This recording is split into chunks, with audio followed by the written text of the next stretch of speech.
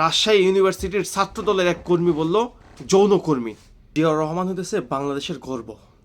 শহীদ president Ziaur Rahman বাংলাদেশের asset. শহীদ president Ziaur Rahman এই বাংলাদেশে চাইছিল সবার অংশগ্রহণে একটা বাংলাদেশ। তাই তো সে সবাইরে নিয়ে একটা বাংলাদেশ গড়তে চাইছিল। সমস্ত দল মত নির্বিশেষে সবাইরে নিয়ে তার প্রত্যাশা ছিল এই বাংলাদেশটাকে কিভাবে সামনের দিকে আগায় নিয়ে যাওয়া যায়।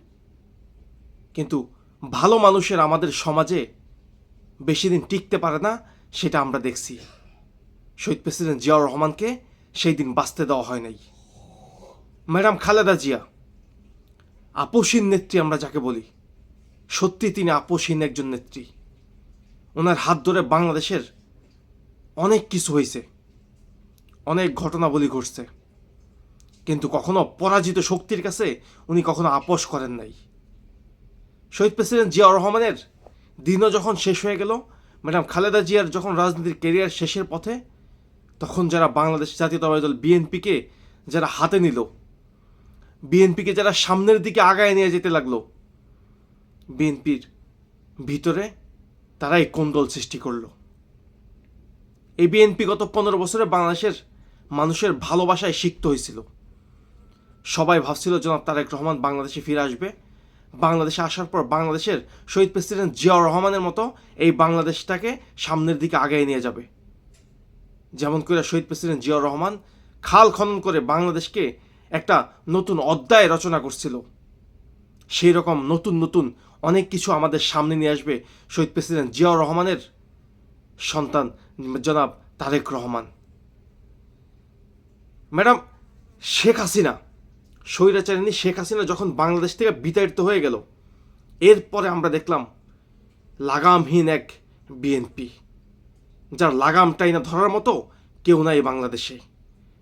যে যেভাবে পারতেছে সে সেভাবে উলঙ্গ করে লুটপাট, চাঁদাবাজি, ধর্ষণ, দখলবাজি তো সব কিছুর সাথে জড়াইয়া পড়ছে। বাংলাদেশের মানুষের ভালোবাসা, আকাঙ্ক্ষা সব কিছু ধূলিসাৎ হয়ে গেছে। মানুষ এই বাংলাদেশটা দেখতে চায় নাই।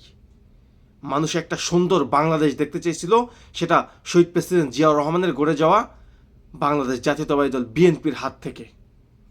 কিন্তু তারা গত 1 বছর 15 মাসে ব্যর্থ হয়েছে। বাংলাদেশে বর্তমানে ডাকসু ইলেকশন চলতেছে, ঢাকা ইউনিভার্সিটিতে ডাকসু ইলেকশন চলতেছে। এই ডাকসু ইলেকশনকে বানচাল করার জন্য বিভিন্ন মহল থেকে বিভিন্নভাবে ষড়যন্ত্র করা হইতেছে। শুনতাছি দিল্লিতে শেখ হাসিনাকে এস আলম গ্রুপ 4,500 কোটি টাকা অনুদান দিছে বাংলাদেশের রাজনীতির প্রত্যেকটা জিনিস যেন উত্তপ্ত করে তোলে। তারা গুপ্তভাবে তারা এখন বিভিন্ন জায়গায় হামলা করতেছে জনসাধারণের ভিতরে মিশে। সেই রকম ডাকসু বানচাল করার জন্য উঠে পড়া লাগছে তারা।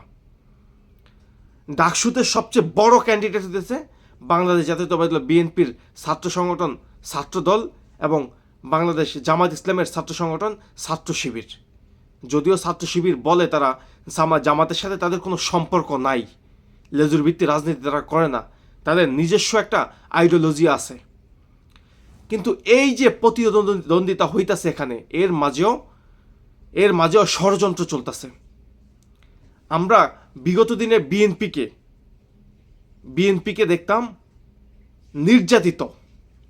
আওয়ামী লীগ গত 15 বছর বিএনপিকে যেই হারে নির্যাতন করছে, অত্যাচার করছে, নিপীড়ন করছে, আমরা গত 1 বছর ধরে দেখলাম বিএনপি যখন আওয়ামী লীগ বিহীন একটা বাংলাদেশে রাজনীতি করতে আসছে, ঠিক তখন বিএনপি সেম আওয়ামী লীগের মতো আচরণ করতে শুরু করছে। যেই স্লোগান বিএনপির প্রতি আওয়ামী লীগ দিত, সেই স্লোগান আওয়ামী লীগবিহীন বাংলাদেশে এখন বিএনপি ছাত্র শিবির এবং জামাতের বিরুদ্ধে দেয়। হাস্যকর না? সত্যি হাস্যকর। বিএনপি তাদের নিজস্ব কোনো আইডিওলজিও নাই। তারা আওয়ামী লীগের দেখানো পথে হাঁটতে চায়। আওয়ামী লীগের দেখানো সেই স্লোগান তারা তাদের বলে শক্তি প্রদর্শন করতে চায়। দেখেন, বিএনপি আওয়ামী লীগের মতো স্লোগান দিয়া ছাত্র শিবিরকে দমাইতে চায়। ডাকসু ইলেকশনকে কেন্দ্র করে যখন ডাকসুতে উত্তপ্ত পরিস্থিতি তৈরি হইতেছে, ভোটের মাঠে যখন সবাই লড়ার জন্য প্রস্তুতি নিতেছে, ভোটের ময়দানে সবাই সবার কাছে যাইতেছে ভোট চাওয়ার জন্য, তখন কিছু কিছু ছোট ছোট ইস্যু নিয়ে ছাত্রদল সেখানে রাজনীতি করতে চায়। গত 2 দিন দেখলাম ছাত্রদল বাংলাদেশের প্রত্যেকটা জেলায়, প্রত্যেকটা থানায় নারী নিপীড়ন কেন্দ্রিক তারা মিছিল, শোডাউন, তারপর হচ্ছে আন্দোলন করলো। কিন্তু দিন শেষে দেখলাম গতকালকে রাজশাহী ইউনিভার্সিটিতে 91 জন নারীকে রাজশাহী ইউনিভার্সিটির ছাত্রদলের এক কর্মী বলল যৌনকর্মী বইলা গালি দিল। বিনা পারিশ্রমিকের কর্মী এরা। তো সারাদিন আপনি পড়াশোনা করলেন, করার পরে দিন শেষে যে আপনি পরীক্ষা দিতে পারলেন না, তো লাভ হইল কি এই পড়াশোনা করার ভাই? 2 দিন যে আপনারা পরিশ্রম করলেন, সারা দেশে দেখাইলেন যে আপনারা নারীদেরকে সম্মান করেন, নারীদেরকে আপনারা ওন করেন, কিন্তু দিন শেষে যে আপনারা সেই নারীদেরকেই আপনারা যৌনকর্মী বানায় দিলেন, কি লাভ হইল? কোন কোন লাভের জন্য আপনারা এই কাজগুলো করতেছেন আমাদের সত্যি মাথায় আসে না। আমরা চাই সুন্দর একটা বাংলাদেশ, বিভাজন মুক্ত একটা বাংলাদেশ চাই। বিভাজনের বাংলাদেশ আমরা আর দেখতে চাই না। যেই বিভাজন তৈরি করে গেছিল ওই ডাইনি শেখ হাসিনা, ওই গণহত্যাকারী শেখ হাসিনা এবং ফ্যাসিস্ট শেখ হাসিনা, যেই বিভাজন বাংলাদেশে তৈরি করে গেছিল, সেই বিভাজনের রাজনীতি অন্তত আমরা এই বাংলাদেশে দেখতে চাই না। আসেন না সুন্দরভাবে একটা বাংলাদেশ গড়ি, যেই বাংলাদেশে বিভাজন থাকবে না, একে অপরের প্রতি সম্মান দিয়ে রাজনীতি থাকবে। এই যে আপনারা 2 দিন আপনারা মিছিল, শোডাউন সব কিছুই করলেন, করার পর দিন শেষে আপনারা কি করলেন? আপনারা বললেন রাজশাহী বিনা পারিশ্রমিকের যৌনকর্মী।